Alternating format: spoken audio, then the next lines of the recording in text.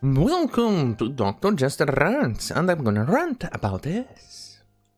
From the Washington Times, power play, US B-52 bombers fly over every NATO nation in show of force to Putin, Belarus.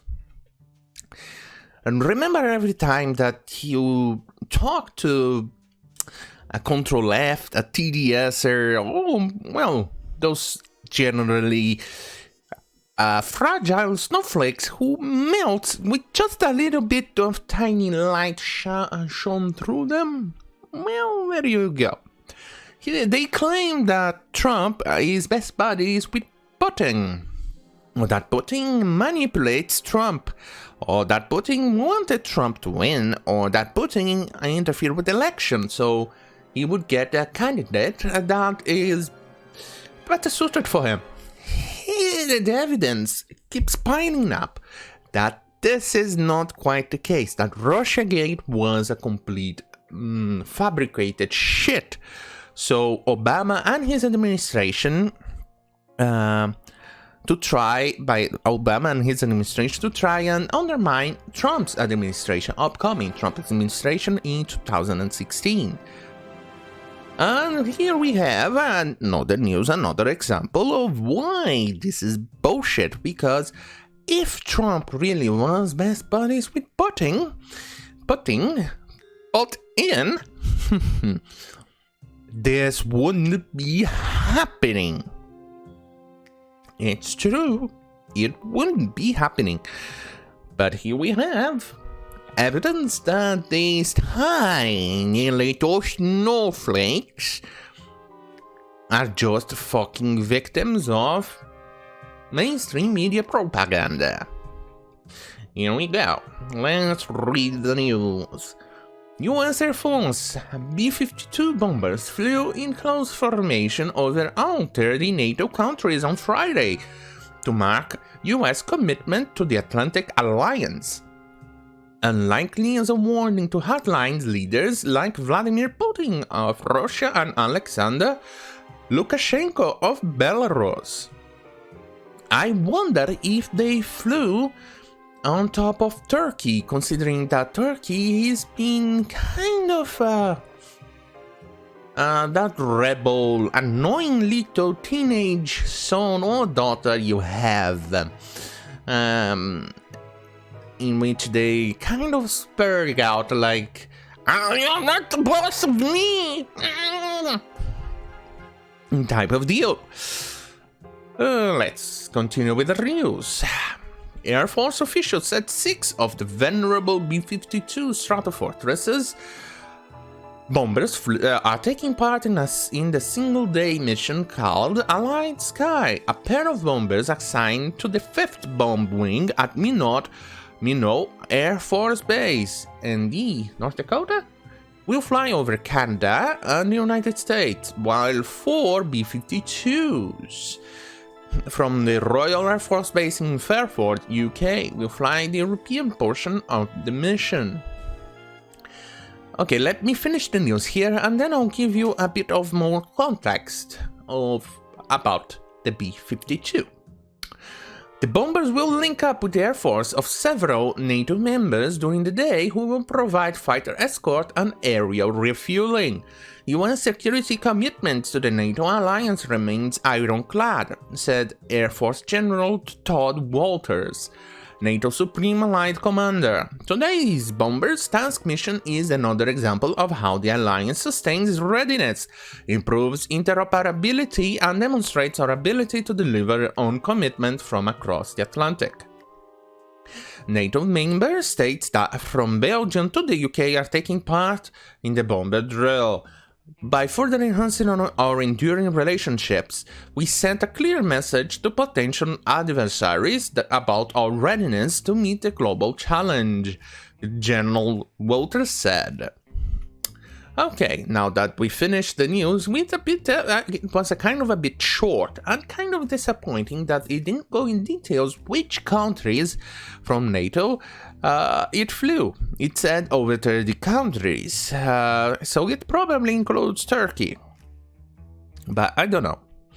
And considering that it means over 30 NATO countries, then it means that Estonia, Lithuania, Slovenia, the Czech Republic they call it, but the Czechs just say Czech because you won't say Republic to every country. That's probably means Romania, Slovenia, and other countries too, that were former Warsaw Pact countries, and they saw how evil Russia is because, well, they suffered under the Soviet and communist hand. And so they decided, well, fuck that, I'm gonna seek protection from the actual free countries. And so they joined NATO. And so NATO has a force in there helping aid them protect those countries, because if they are left alone, Russia would definitely overwhelm them quite easily, because their armed forces are not numerous enough to fight the junky but still numerous Russian armed forces. And now I'm gonna give a bit of context about the B-52. The B-52, if I'm not wrong, dates from early 50s and is planned and intended to fly for almost 100 years after it first flew. Why? Because it's an amazing design and an amazing plane. Initially, most bombers that were designed to replace it never quite made it. For instance, the B-2, the B-1, you know, the swing wing, beautiful airplane that the Russians then copied and call it the Black Swan, or White Swan, sorry. And the B-2, which is a stealth bomber, they offer different capabilities, but neither one of them managed to replace the B-52. The B-52 is so good that one part of the end of the Cold War and part of the disarmament was due to request of the Russians to mothball a few hundred of those planes. So the American Air Force would lose quite a good quantity of bombers capable of carpet bombing. Though none of those countries have any planes that matches the B-52 in capability. The closest one is the Tu-95 from the Russians, but that is a propeller airplane, and it's a propeller too, a turboprop actually, mostly because the Russians still have issues developing jet engines or turbines that is as fuel efficient and capable of carrying a large cargo. And that was even developed, what, 60s, I believe? Or late 50s or something like that. So that's why most of the Russian bombers are turboprops. And when they eventually developed, even back then, when they eventually developed turbine or jet engines, bombers, they were lackluster. They lacked range and cargo, or payload in this case, to make any difference. They were mostly used for shows on their parades or something like that. You know, parades to appease the communists and give the commies that sense of pride that, quite frankly, they shouldn't have. Anyway, back to the B-52. The B-52 is so good that he even outlived quite a few of the other airplanes in its generation, and it will outlive a lot.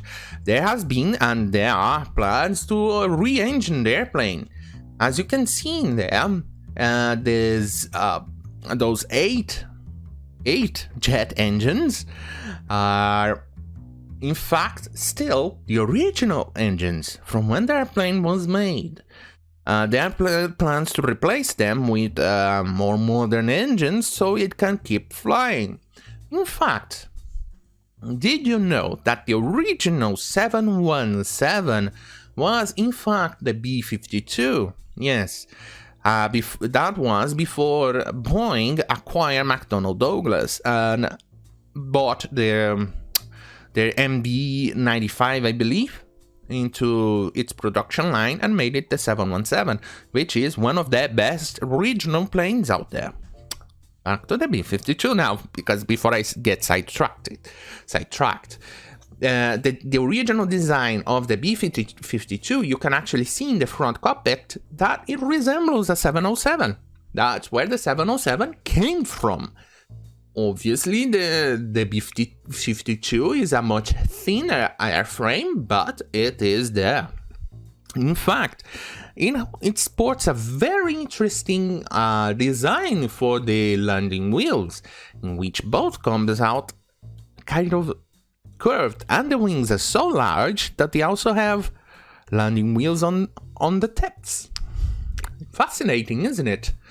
Amazing technology, and it's an airplane that received a lot of upgrades, and it has been an airplane that, well, has served on today's pilots. It has served on today's pilots, their fathers, and their grandfathers. It's amazing, isn't it? How it keeps flying, and it's an amazing airplane.